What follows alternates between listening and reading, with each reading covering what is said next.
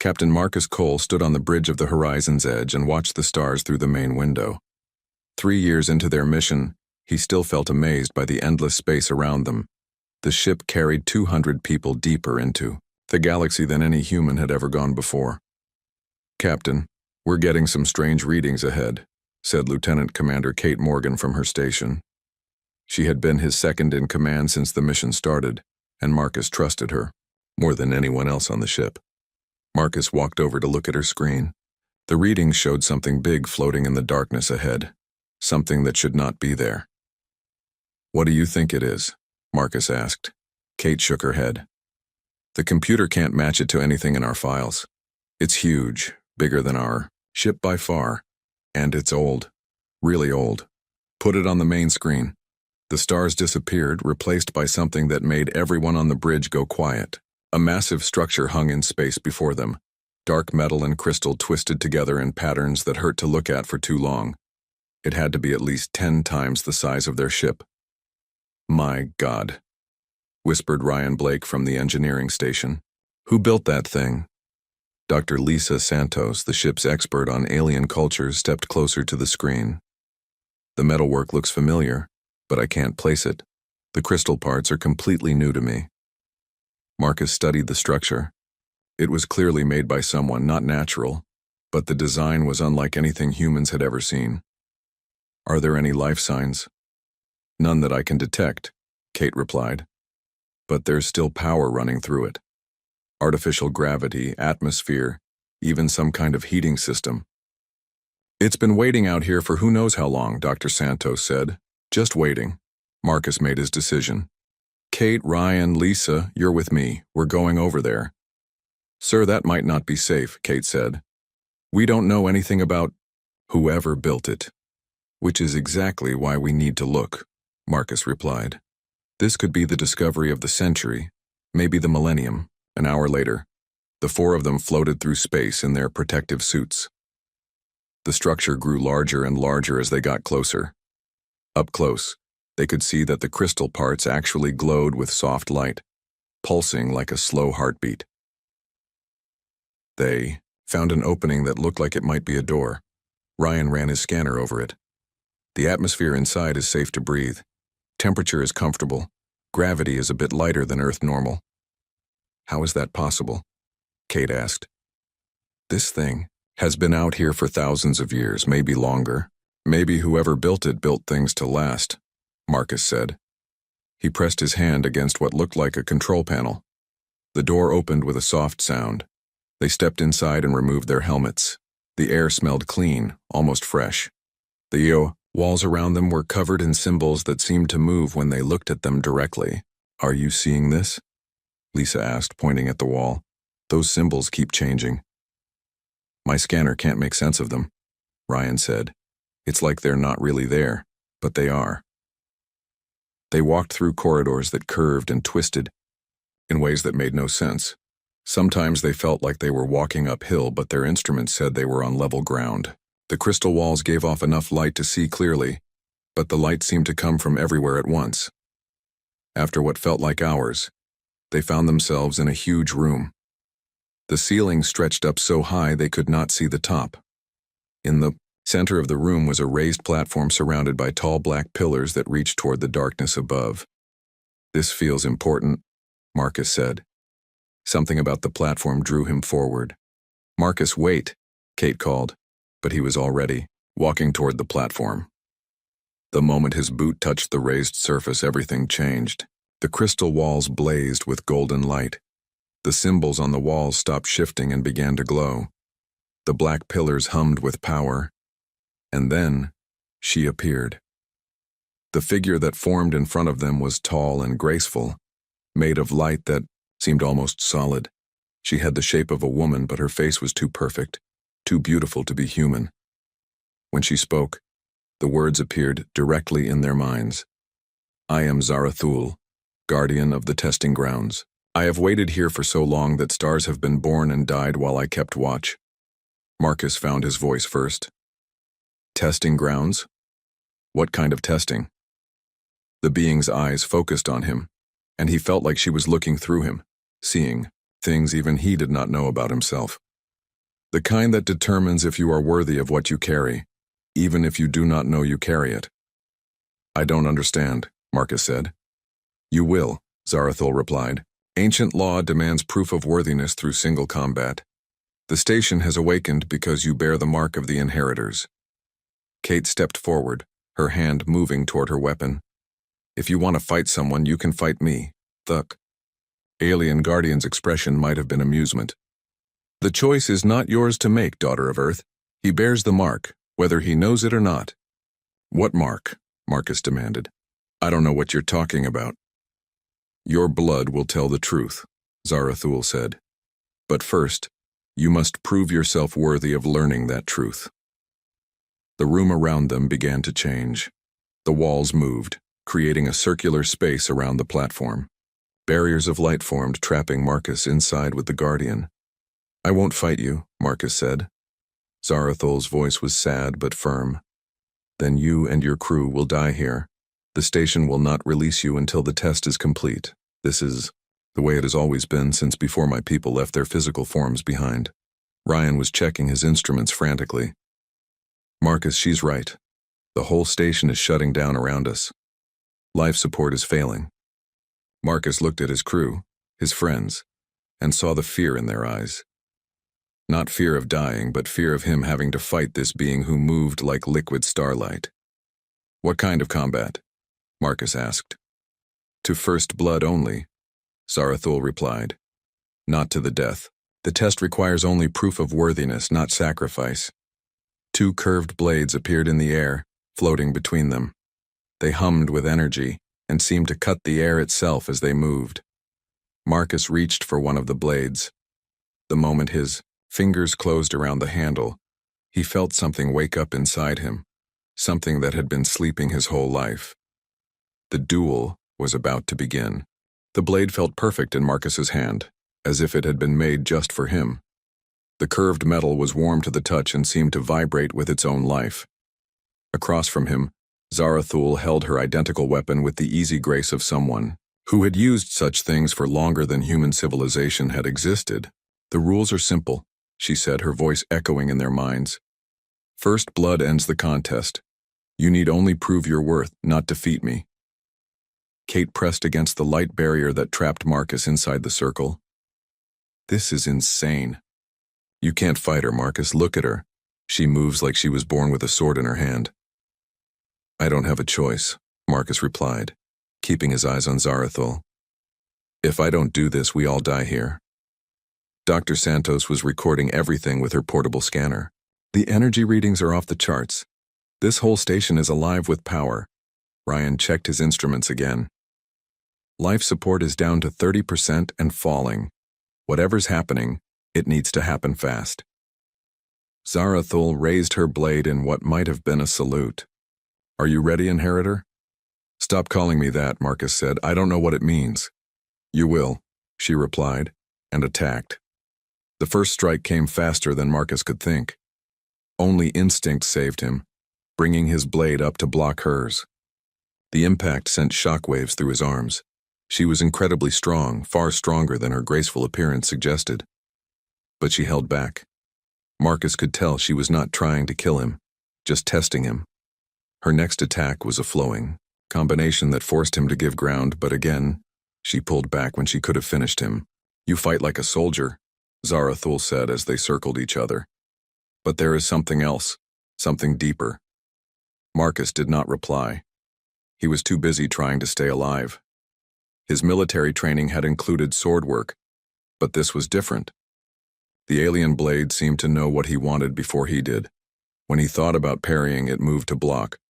When he thought about attacking, it flowed toward his target. Interesting, Zarathul murmured. You adapt quickly. She increased the pace of her attacks. Now Marcus had to work harder, his breath coming fast as he blocked and dodged. But something strange was happening. The longer they fought, the more natural it felt.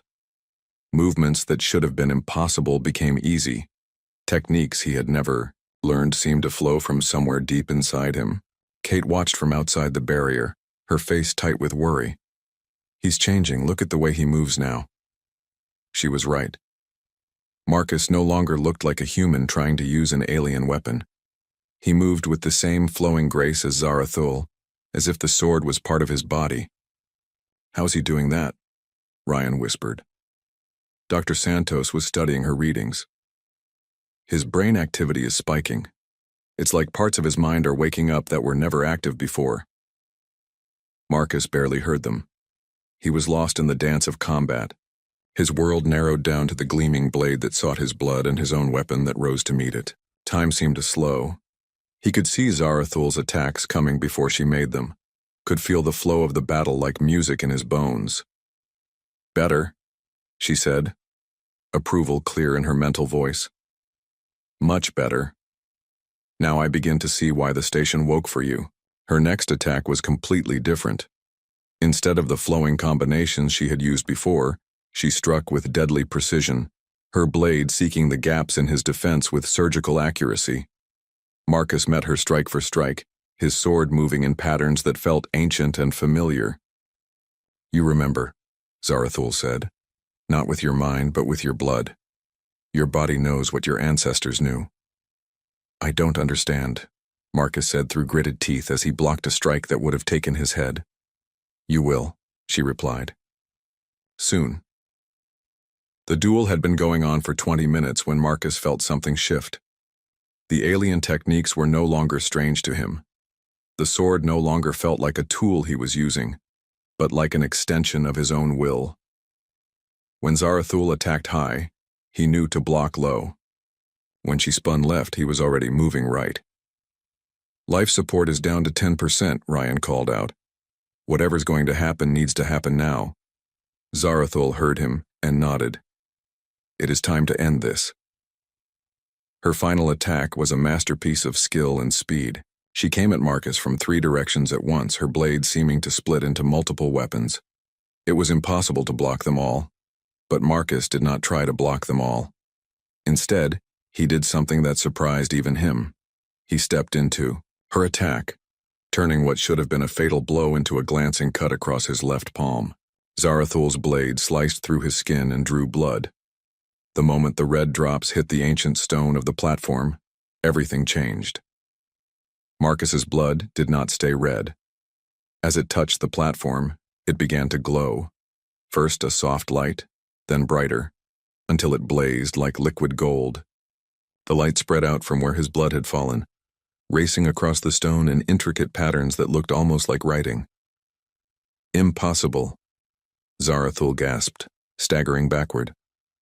The golden light reached the black pillars and shot up them like lightning. The crystal walls of the station blazed with the same golden fire. And then came the voices, dozens of them, maybe hundreds, speaking in languages that had been dead for millions of years. But somehow, Marcus understood every word. They were all saying the same thing, over and over again. Kethmoran. Kethmoran returns. The inheritor has awakened. Marcus looked down at his hand. The cut was still bleeding, but the blood continued to burn with golden light. He felt different, stronger, like something that had been sleeping inside him for his entire life had finally opened its eyes. "What's happening to me?" he asked. Zarathul was staring at him with something that might have been wonder or terror. "You are becoming what you always were, what your people always were, before the great sundering scattered you to the winds." The barriers around the platform disappeared. Kate rushed to Marcus's side but stopped when she saw his face. His eyes now held flecks of gold that pulsed with the same rhythm as the station's lights. "Marcus?" she said quietly. "I'm still me," he said, but his voice carried new harmonics that made the crystal walls ring like bells. "But I'm also something more." Dr. Santos was recording frantically. "The energy readings are incredible. It's like the whole station is responding to you." "Because it is," Zarathul said. She seemed to have aged in the last few minutes, her perfect features showing weariness that spoke of eons. "This station was built by your ancestors, inheritor, by the architects who shaped the galaxy before the darkness came." "Ancestors?" Marcus looked at his glowing blood, then at his crew. "We're human. We evolved on Earth." "Did you?" Zarathul asked. Or were you placed there, sleeping seeds planted by those who knew the darkness would return? The golden light was spreading through the station now, waking systems that had slumbered for millions of years. Holographic displays appeared in the air around them, showing star maps and technical readouts in symbols that Marcus somehow understood. "The test is complete," Zarathul said. "You have proven yourself worthy. Now you must decide what to do with the truth you have inherited." Marcus looked at his crew, at Kate's worried face, at Ryan's amazement, at Dr. Santos's scientific excitement. Then he looked at his palm, where golden blood still flowed from the shallow cut. "What truth?" he asked, though part of him already knew the answer would change everything. "The truth of what humanity really is," Zarathul replied. "And the truth of what is coming to destroy you all." The voices continued to whisper through the station, ancient words in dead languages that somehow made perfect sense to Marcus. Kethmaran. The name echoed through his mind like a half-remembered dream. It felt familiar, like something he had always known but never remembered. "Kethmaran," he said aloud, and the station responded. The golden light pulsed brighter, and new displays appeared in the air around them. Zarathul's perfect composure cracked completely. The architect's line died with the great sundering. "We watched their worlds burn. We mourned their passing for 1,000 cycles of the galaxy's turn." "What are the architects?" Kate demanded. She stood close to Marcus, her hand near her weapon, ready to protect him even though she did not understand what was happening. The alien guardian looked at her with something like pity. "Your true ancestors, the builders of wonders, the shepherds of young civilizations, the ones who stood between order and chaos when the dark things came from the spaces between galaxies."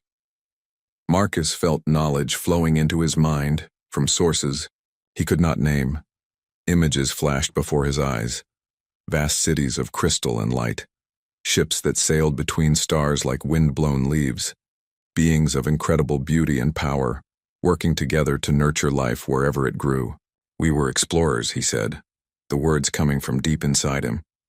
"We traveled the galaxy and helped other species grow and learn. We built safe places for life to flourish." "Yes," Zarathul whispered, "and when the Devourers came, you fought them. You died fighting them." The station continued to transform around them. Walls shifted and opened, revealing chambers that had been hidden for eons. Technology beyond human understanding hummed to life, responding to Marcus's presence like faithful servants welcoming home their master.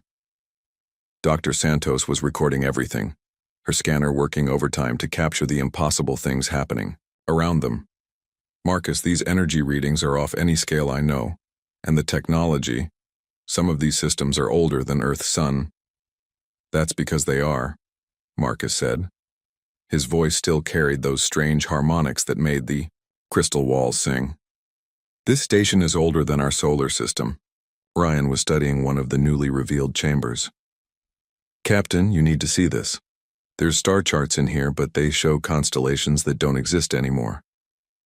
They followed him into a room where holographic displays showed the galaxy, as it had been millions of years ago. Stars burned in patterns that were completely different from the modern sky. Whole regions that were now empty space teemed with solar systems.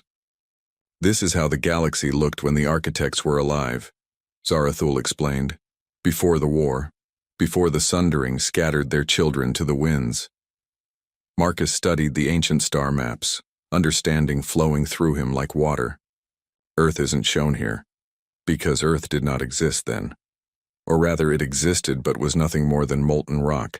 Your people chose it as a sanctuary world, a place to hide their genetic legacy until the time was right." Kate grabbed Marcus's arm. "You're saying humans aren't really from Earth?" "You are, and you aren't," Zarathul said. "The architects seeded your world with their essence, wove their genetic patterns into the primitive life they found there. You evolved naturally, but you evolved according to their design.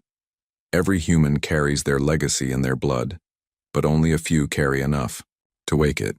Marcus looked down at his palm where the cut still glowed with golden light. "That's what this is. The awakening." "Yes, The station recognized what you are the moment you stepped onto the platform. Your blood carries the full genetic pattern of the architects. You are Keth Moran, the inheritor, the one the prophecies said would return when the darkness came again. What darkness? Dr. Santos asked. Zarathul's expression grew grim. The same darkness that destroyed the architect's civilization. The Devourers. Beings of pure entropy that feed on the collapse of ordered systems. They come from the dark spaces between galaxies, and they consume everything they touch. New holographic displays appeared, showing images that made everyone step back in horror. Dark shapes moved through space, and wherever they passed, stars went out. Not exploded or collapsed, simply ceased to exist, as if they had never been. They're coming back, Zarathul continued. My people have detected the signs. Whole star systems on the galaxy's edge are going dark. The Devourers remember this galaxy, and they hunger to finish what they started. Marcus felt a chill that had nothing to do with the station's temperature. How long do we have? Perhaps 50 of your years, perhaps less. They move slowly between galaxies, but once they arrive, they spread like a plague. Ryan was studying the technical displays that appeared around them.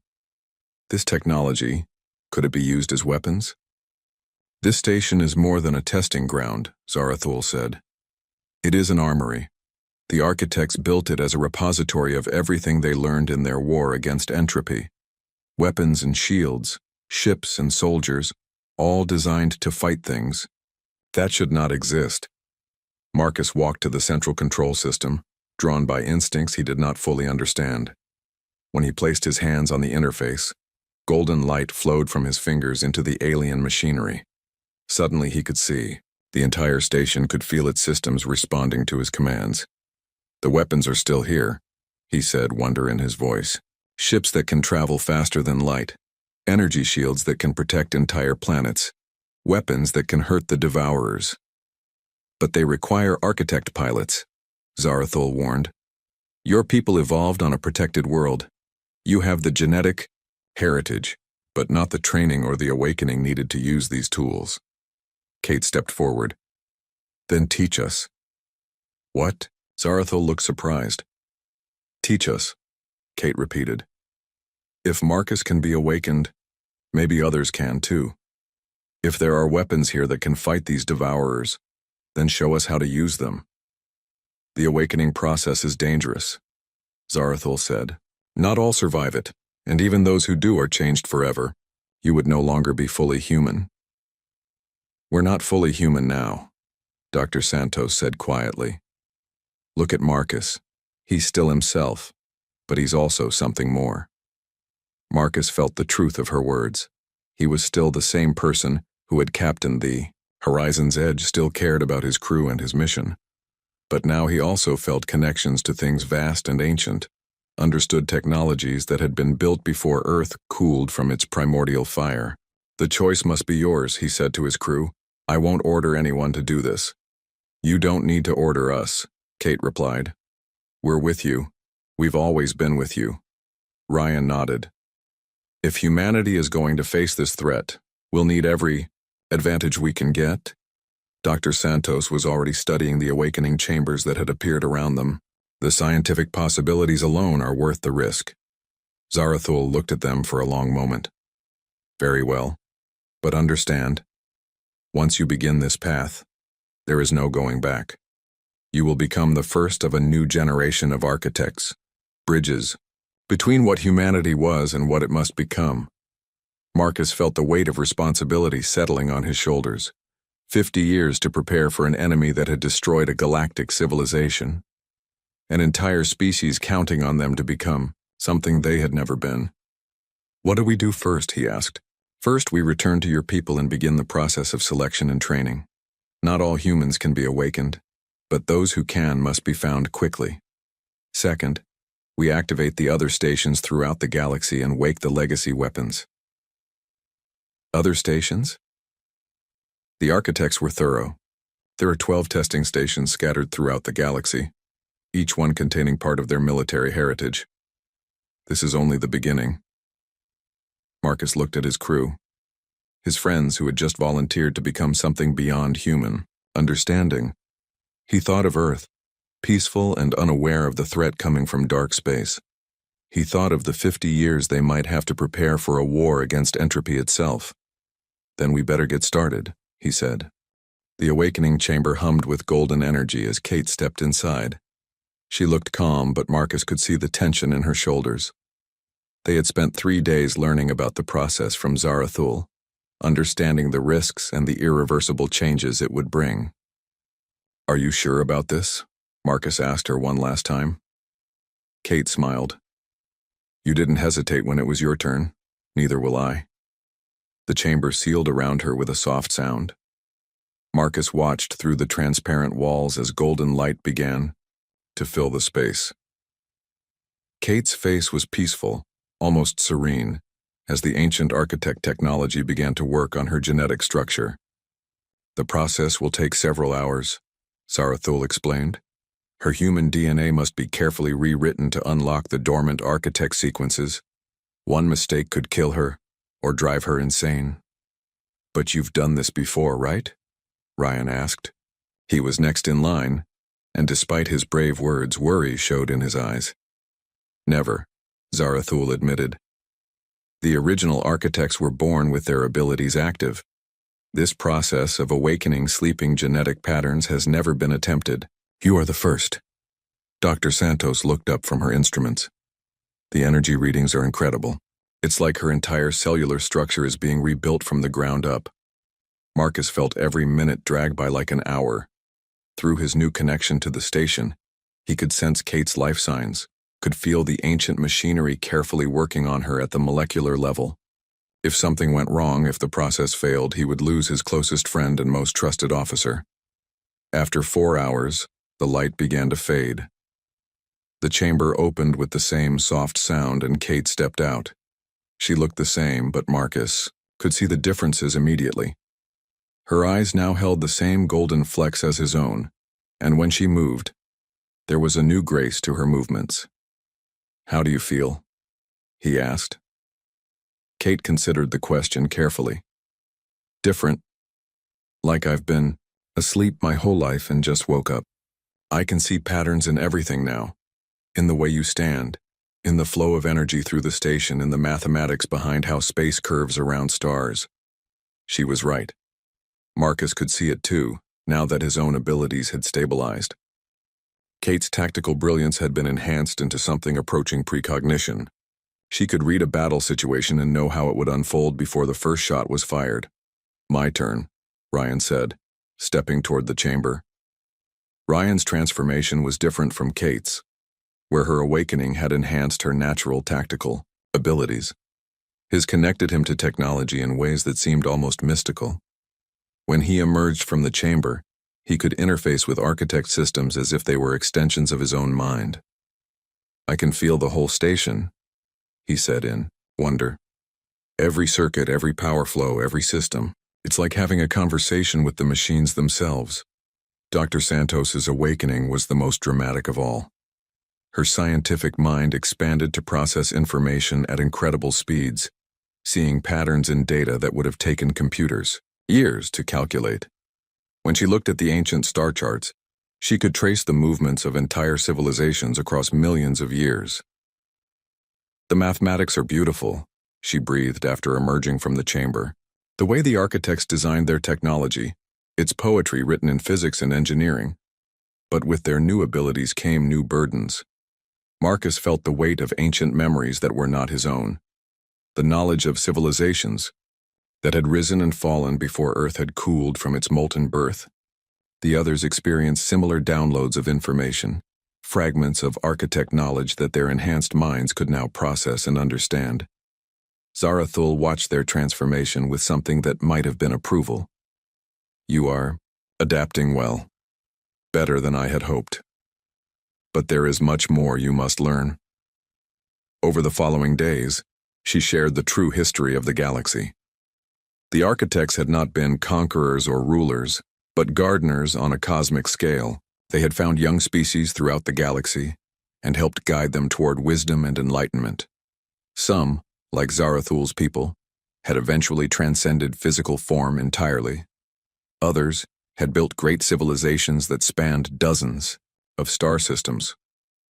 We were happy, Zarathul said as holographic displays showed the galaxy in its golden age.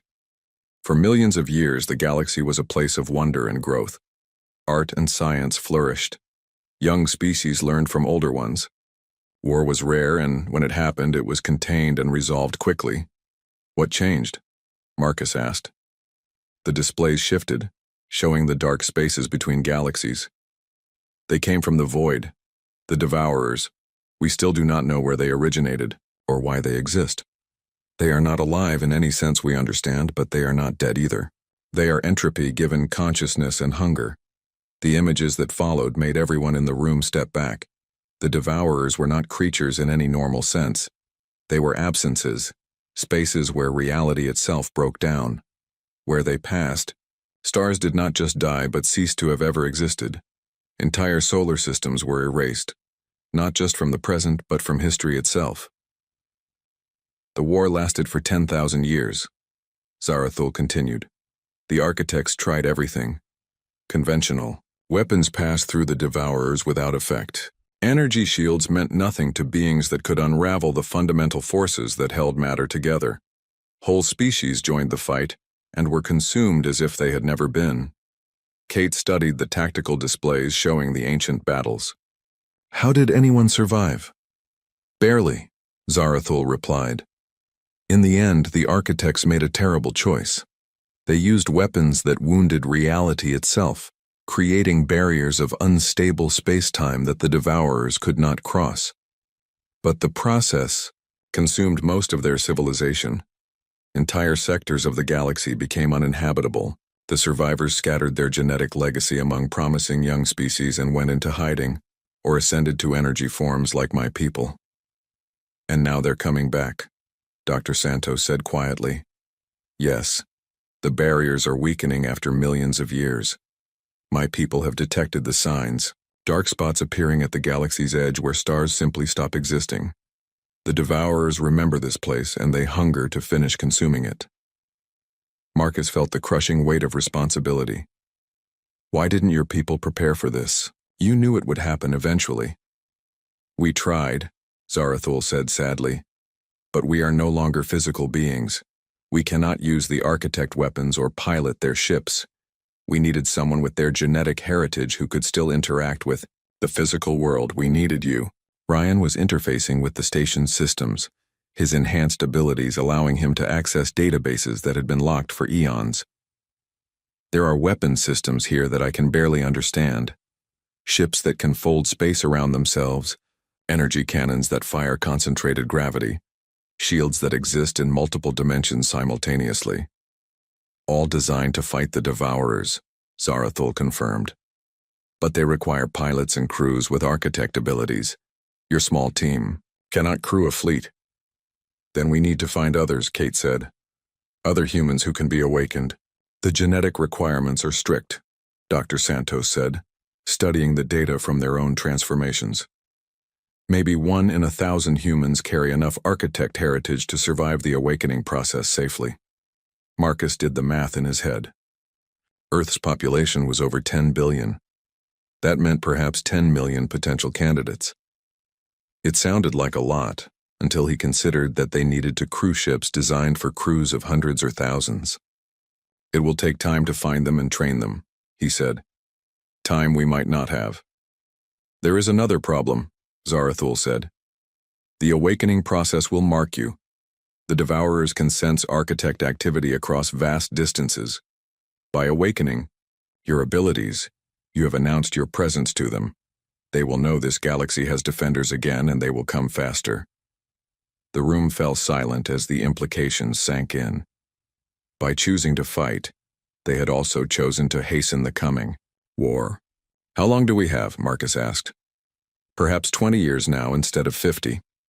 Marcus looked at his transformed crew.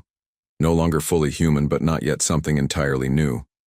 They were bridges between humanity's peaceful past and its uncertain future, and the fate of the galaxy might depend on how quickly they could build more bridges. Then we better work fast, he said. 2 months later, Marcus stood before the United Earth Council in Geneva. His appearance still human enough not to cause panic, but changed enough that everyone could tell something fundamental had happened to him. The golden flecks in his eyes caught the light as he prepared to deliver news that would transform humanity forever. "Members of the Council," he began, his voice carrying those strange harmonics that made some people uncomfortable. "What I'm about to tell you will sound impossible, but the evidence is undeniable." He gestured, and holographic displays filled the air above the council chamber. Images from the Architect Station, recordings of the Devourers, star charts showing the galaxy's ancient history. The council members sat in stunned silence as Marcus explained humanity's true origins and the threat coming from dark space. "You're asking us to believe that humans are descendants of an alien civilization," said Council President Elena Rodriguez, "and that we need to prepare for a war against enemies that consume reality itself." "I'm not asking you to believe anything," Marcus replied. "I'm telling you what is. The evidence is all there. Dr. Santos has confirmed the genetic markers in our DNA. The technology we've recovered is beyond anything Earth has ever produced, and the threat is real whether we believe in it or not." Kate stepped forward, her transformed appearance causing murmurs throughout the chamber. "We've already begun the selection process. Using the genetic patterns we've identified, we can find humans who carry enough architect heritage to undergo the awakening safely." "And what does this awakening do to them?" asked Councilman Chen from the Pacific Alliance. "It unlocks abilities that have been dormant in our species for millions of years," Dr. Santos explained. "Enhanced tactical thinking, intuitive understanding of advanced technology, the ability to pilot architect ships and weapons. But it also changes us. We remain human in our hearts and minds, but we become something more." The debate that followed lasted for hours. Some council members wanted to suppress the information, afraid of causing global panic. Others demanded immediate military mobilization. A few suggested that Marcus and his team were delusional or part of some elaborate hoax. Finally, Marcus had enough. He walked to the center of the chamber and held up his hand, the same one that had been cut in the duel with Zarathul. When he concentrated, golden light began to flow from his palm, creating complex patterns in the air that made the chamber's electronic systems hum in response. "This is not a debate," he said quietly, but his voice carried to every corner of the room. "This is a briefing. The transformation has already begun. Within 6 months, we will have identified and awakened the first 1,000 human architects. Within 2 years, we will have crews for the first wave of ships. The only question is whether Earth's governments will help us or hinder us." President Rodriguez stared at the golden light still flowing from Marcus's hand. "What do you need from us?" "Access to global genetic databases, funding for training facilities. Most importantly, trust that we're still human enough to have humanity's best interests at heart." Over the following months, the transformation of humanity accelerated beyond anyone's expectations. The selection process revealed that architect heritage was distributed across all human populations, though some geographic regions had higher concentrations than others. Mountain communities seemed to carry the genes more frequently, as did certain island populations and the descendants of ancient nomadic peoples. The first training facility was built in the Australian outback, far from major population centers, but close enough to civilization for supplies and support. Marcus watched as the first group of candidates arrived, men and women from dozens of countries, all carrying the genetic potential to become something more than human. Not all of them survived the awakening process. Despite careful screening, about 1 in 20 candidates died during the transformation, their bodies unable to handle the genetic restructuring. Another 1 in 20 emerged changed but unstable, their enhanced abilities coming at the cost of their sanity. But the rest became something wonderful and terrifying. Lisa Park, a former Air Force pilot from South Korea, emerged from her awakening able to interface with any flying machine as if it were part of her own body. When she first sat in the pilot seat of an architect fighter, the ship responded to her thoughts before she even touched the controls. David Wong, a Canadian engineer, gained the ability to see the flow of energy through any system and optimize it instantly. Within hours of his awakening, he had improved the efficiency of the training facility's power grid by 40%. Maria Santos, no relation to Dr. Santos despite the name, had been a teacher before her transformation. Afterward, she could understand and speak any language after hearing just a few sentences, her enhanced mind automatically recognizing the patterns that connected all forms of communication. Each awakened human brought their own personality and background to their new abilities, creating a diverse force that was uniquely suited to humanity's strengths. Unlike the original architects who had become increasingly detached from the species they protected, the new generation retained their emotional connections to ordinary humans. "This is what we were missing," Zarathul observed as she watched the new Guardians train. The original architects became too removed from those they served. "You maintain the bonds that make the fight worthwhile." Marcus nodded as he watched Kate leading a tactical exercise. Even with her enhanced abilities, she still showed the same care for her people that had made her an excellent officer. "We fight, for each other first and for abstract ideals second." The first architect ship to be crewed by awakened humans was a scout vessel called the Meridian, only 50 meters long but packed with technology that made Earth's most advanced spacecraft look like stone tools. When Lisa Park took the pilot's seat and the ship responded to her commands, everyone present felt the shift in humanity's destiny. "We're really going to do this," Ryan said as he watched the Meridian systems come online. "We're going to fight beings that destroyed a galactic civilization." "We're going to try," Marcus corrected, "and we're going to do it our way." The next phase was the most difficult. Using coordinates provided by Zarathul, human crews began traveling to the other architect stations scattered throughout the galaxy. Each one contained different technologies and weapons, pieces of a vast military machine designed to fight entropy itself. Some stations had been damaged by time and cosmic events. Others had been discovered by alien species who had either fled in terror or tried unsuccessfully to understand the technology they found. But slowly, systematically, humanity began to reclaim their inherited arsenal. The process was not without cost. 3 crews were lost when a station's defenses mistook them for intruders. Another ship disappeared entirely while investigating a station near the galactic core. Each loss hit Marcus personally, as he felt responsible for every life spent in humanity's preparation for war. But progress continued.